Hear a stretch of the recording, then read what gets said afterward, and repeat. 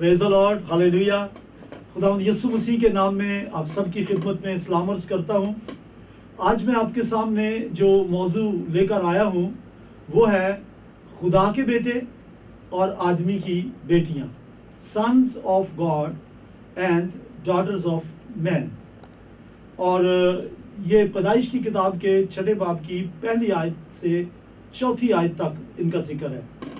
इससे पहले कि मैं इसको वजाहत से बयान करूं, आपसे ये कहना चाह रहा हूं कि बाइबल मुकद्दस में अगर कोई ऐसी बात नज़र आए जो समझने में मुश्किल हो या ऐसा लगे कि इस सवाल का तो जवाब कहीं है ही नहीं, तो फिर स्टडी ज़रूर करें, दुआ ज़रूर करें, पाकरू से भी मांगें। लेकिन फिर भी अगर समझ ना आए तो इस्तिस्ना 29 बाब की 29 आयत याद रखें, जिसमें लिखा है कि गैब का मालिक तो खुदा है। जो चीज़ें ज़ाहिर हैं उन पर तवज्जो दें और जो पोशीदा हैं उन्हें पोशीदा ही रहने दें। तो मैं बयान करूंगा आज।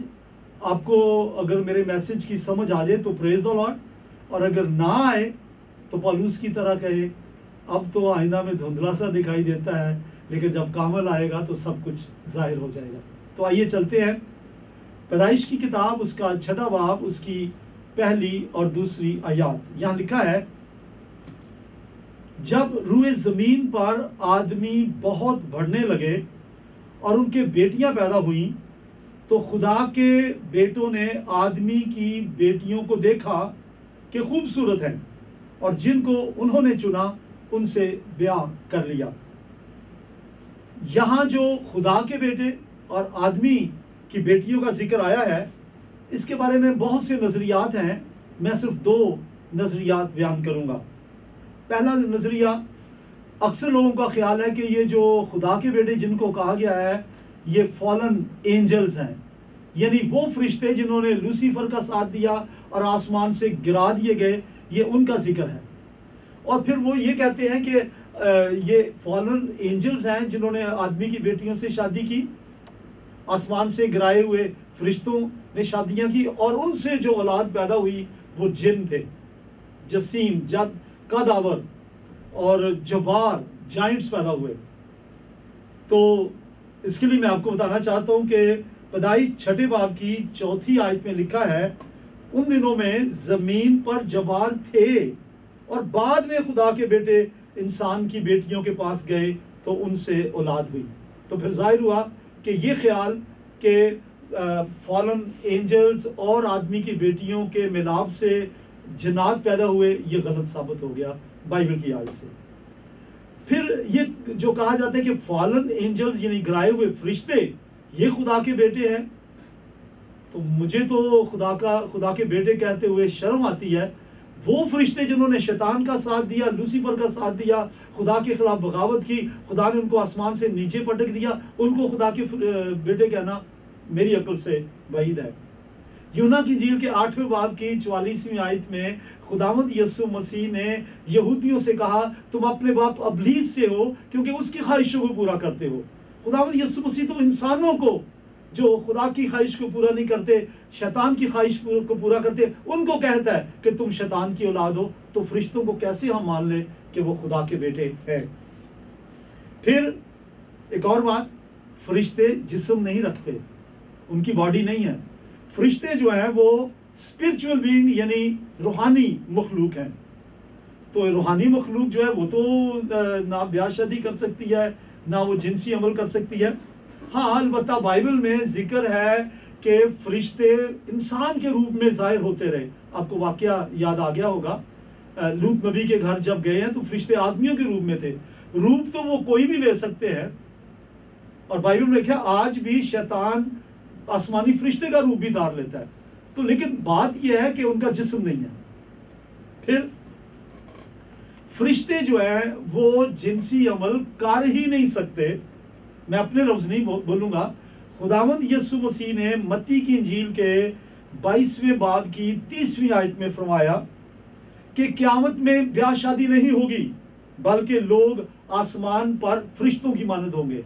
आपको वाकया याद आ गया, किसी ने यीशु मसीह से सवाल किया कि एक औरत की शादी हुई एक शख्स से, वो शख्स मर गया, फिर उसके भाई से, फिर उसके भाई से, फिर उसके भाई से, और 7 भाइयों से उसकी शादी हुई। क़यामत के दिन वो किसकी बीवी होगी। यीशु ने कहा आसमान पे ब्याह शादी कहाँ होगी, वहां तो हम फरिश्तों की मानद होंगे।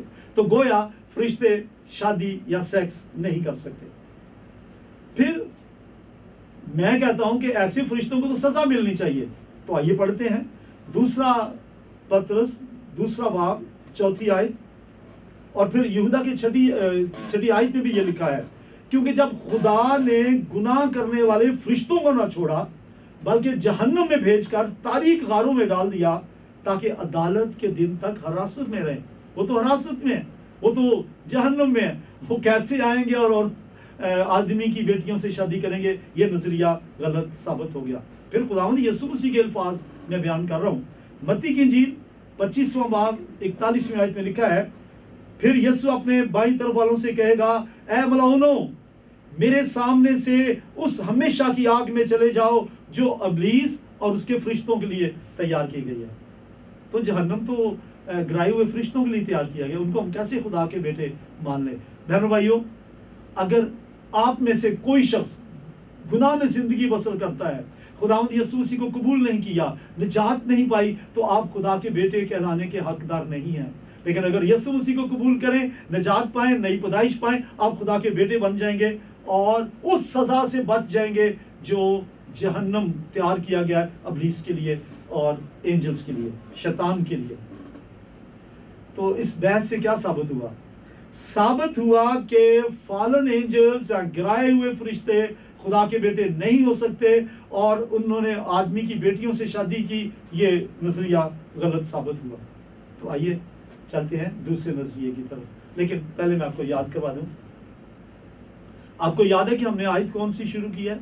हमने पैदाइश की किताब के 6 बाब की पहली और दूसरी आयत की तिलावत की, जिसमें लिखा है कि खुदा के बेटों ने आदमियों की बेटियों को देखा कि खूबसूरत हैं, और उनसे जिनसे चाहा ब्याह कर लिया और उनसे औलाद पैदा हुई। लिखा है वहां पे सूरमा पैदा हुए, और वो कवि थे और सूरमा थे और नामवर थे। तो आइए अब दूसरे नजरिए की तरफ चलते हैं। दूसरा नजरिया यह है कि आदम का पहला बेटा काइन, दूसरा हाबिल, तीसरा बेटा सैत। तो कहा जाता है कि सैत की ईमानदार नस्ल जो है, दीनदार उसकी औलाद नरीना, ये खुदा के बेटे हैं, और इन्होंने आदमी की बेटियों से शादियां की और फिर नामवर और सूरमा पैदा हुए। इसके लिए काफी सपोर्ट है बाइबल में, तो मैं भी इसी नजरिए का कायल हूं। लूका की इंजील उसका 3 बाब उसकी 23वीं आयत से 38 आयत तक एक नस्बनामा है, और ये नस्बनामा यीशु मसीह से शुरू करके आदम तक चलता है, यानी बैकवर्ड। तो वहां लिखा है 23वीं आयत में कि जब यीशु खुद तालीम देने लगा तो करीबन 30 वर्ष का था, और जैसा कि समझा जाता था यीशु यूसुफ का बेटा था, यूसुफ एली का बेटा था, एली मतात का बेटा था, मतात लावी का बेटा था, और चलते जाएं आगे 38 आयत, और वो अनूस का बेटा था, और वो सैद का बेटा था, और वो आदम का बेटा था, और आदम खुदा का। तो क्या मतलब हुआ कि मसीह से लेकर आदम तक जितने इस नस्बनामे में मौजूद है वो सब खुदा के बेटे हैं। तो हम ये सब की तो बात नहीं कर सकते ना कि सब खुदा के बेटे जो है उन्होंने आदमी की बेटियों को देखा। उस जमाने में जो थे उनकी बात करूंगा। तो उनके जमाने में कौन थे? सैत, आदम का तीसरा बेटा। तो गोया आदम से मसीह तक के नस्बनामे में जो अंबिया मौजूद है, सिर्फ उन्हीं में से कोई हो सकते हैं जो खुदा के बेटे कहलाते हैं।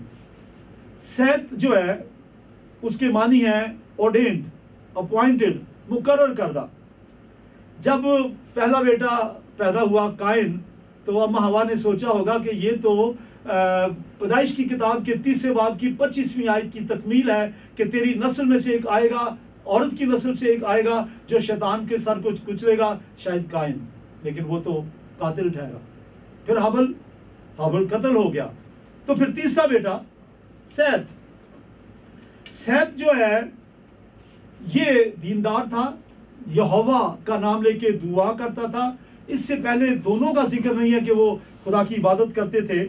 और सैत ने अपने बेटों की बेटियों की कलाम के मुताबिक, खुदा के अहकाम के मुताबिक तरबियत की थी।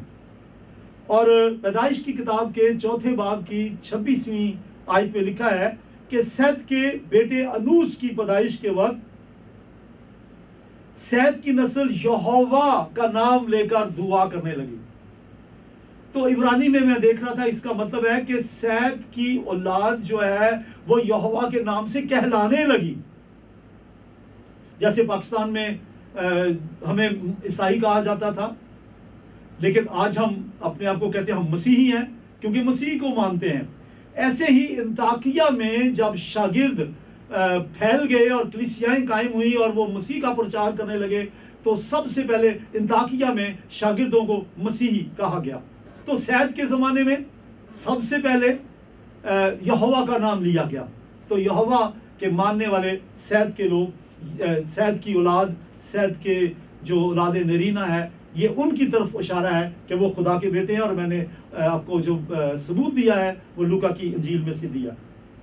تو جن لوگوں نے آدمیوں کی بیٹیوں سے شادی کی وہ سیت کے ایماندار بیٹے تھے. اور یہ بیٹیاں کون ہیں؟ اب اس طرف آ جائیں. بیٹیاں، یہ بیٹیاں جو ہیں یہ قائن کی بیٹیاں ہیں. اور قائن جو ہے وہ نسب نامے میں شامل نہیں ہے، وہ خدا کے بیٹوں میں شامل نہیں ہے. اور یہاں پر ذکر آیا ہے کہ آدمی کی بیٹیوں سے شادی کی. آدمیوں نہیں، آدمی. اور یہ آدمی جو ہے اس وقت قائن، یہ آدمی جو ہے اس وقت سیت ہی تھا. اور یہ سنگولر میں یوز ہوا ہے، قائن ایک فرد. قائن کا مطلب ہے نیزہ، اور یہ خدا کے نسب نامے میں بھی شامل نہیں ہے، یسوع مسیح کے نسب نامے میں. سیت کے بیٹے جسمانی طور پر سیت کے بیٹے تھے، لیکن روحانی طور سے وہ خدا کے بیٹے تھے. اور آج اگر کسی نے یسوع مسیح کو قبول کیا ہے، نجات پائی ہے، نئے سرے سے پیدا ہوا ہے، پہلے وہ اپنے باپ کا بیٹا ہے، پھر وہ خدا کا بھی بیٹا ہے. 2 پیدائشیں. ایسے ہی یہ لوگ تھے. اب چلیے قائن کی بیٹیاں.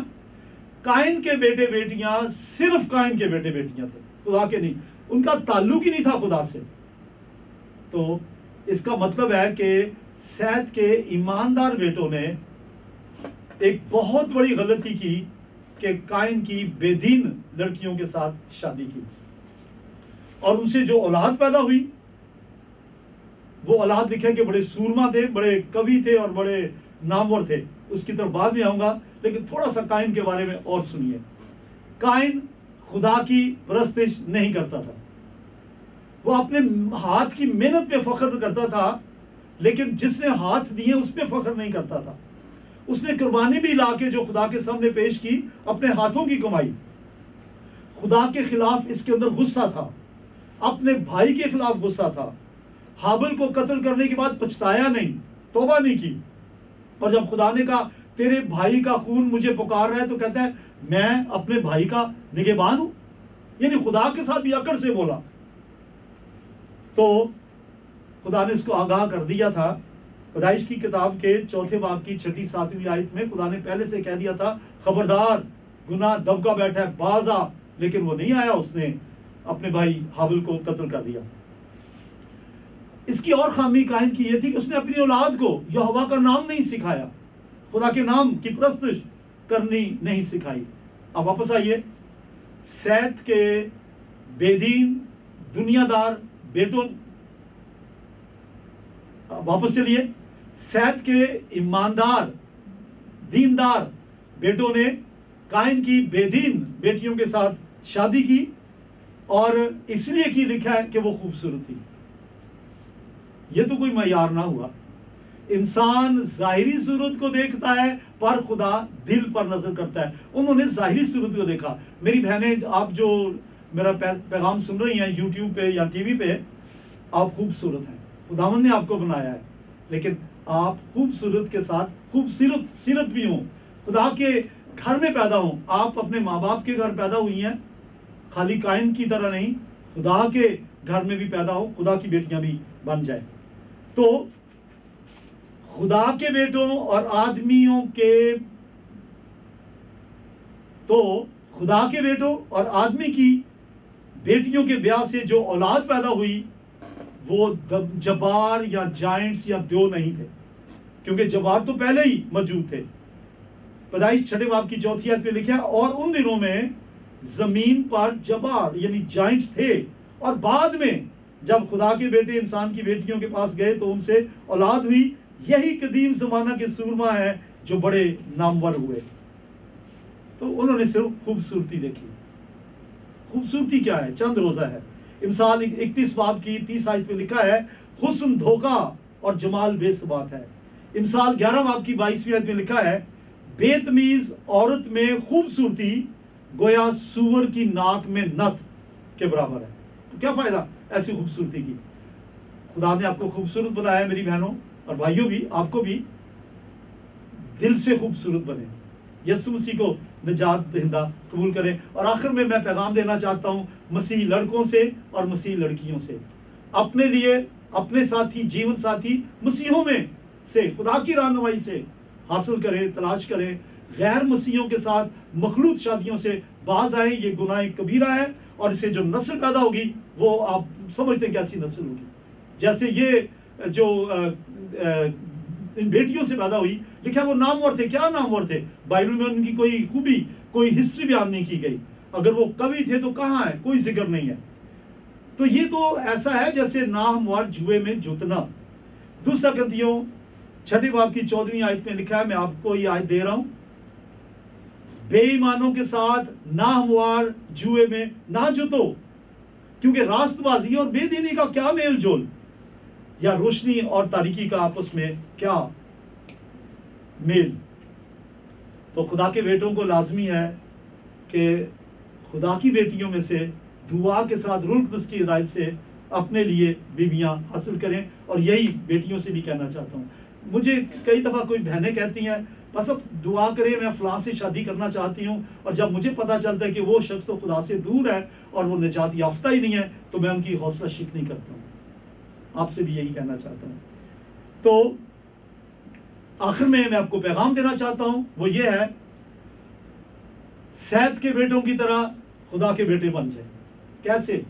यूहन्ना की इंजील उसका 1 बाब उसकी 12वीं आयत में लिखा है, जितनों ने खुदावंद यीशु मसीह को अपना निजात दहिंदा कबूल किया, यीशु मसीह ने उन्हें खुदा के फरजंद बनने का हक बख्शा। यानी उन्हें जो मसीह के नाम पर ईमान लाते हैं, यीशु मसीह पर ईमान लाएं, अपने गुनाहों से माफी मांगे और कहे, ऐ खुदावंद यीशु मसीह मेरे गुनाह माफ कर, अपने खून से मेरे दिल को धो के पाक कर दे, साफ कर दे। और ऐसा कहने से आप नए सिरे से पैदा हो जाएंगे। पहले तो सिर्फ आप अपने माँ बाप के बेटे बेटियां हैं, फिर खुदा के बेटे बेटियां बन जाएंगे और आप आसमान पे जाएंगे। वरना क्या होगा? वरना ये होगा कि बाईं तरफ वालों में शामिल होंगे जिनमें फॉलन एंजल्स भी हैं, जिनको कहा गया ए मलाउनो उस आग में चले जाओ। मैं डराना नहीं चाहता आपको आग से, लेकिन मेरा फर्ज है बाइबल में से आपकी रहनुमाई करूं। दोस्तों, अगर आप ईमानदार हैं, निजात याफ्ता हैं, तौबाशुदा हैं, तो अपनी निजात में कायम रहें। हर रोज दुआ करें, दुआ में रहें, दुआया हालत में रहें, कलाम हर रोज पढ़ें, तरतीब से पढ़ें, क्योंकि ये जिंदा किताब है और इसमें आपके लिए कदम कदम पे रहनुमाई है। इसमें कहीं भी कोई तजाद नहीं। ये खालिस है, ये पाक है, ये बेऐब है, ये जिंदा किताब है, ये जिंदगियां बदलती है। इसको अपना जीवन बना ले, हर रोज इसको पढ़े। और अगर कभी कोई मसला बन जाए, ऐसा लगे कि कहीं तजाद है, तो याद रखें तजाद नहीं है। इसको सोचे, पाकरू से पूछे, खादमों से मशवरा करें, आपको जवाब मिल जाएगा। Thank you. इसके थोड़े दिन के बाद मैं एक नए पैगाम के साथ आपके सामने हाजिर हूँगा। God bless you.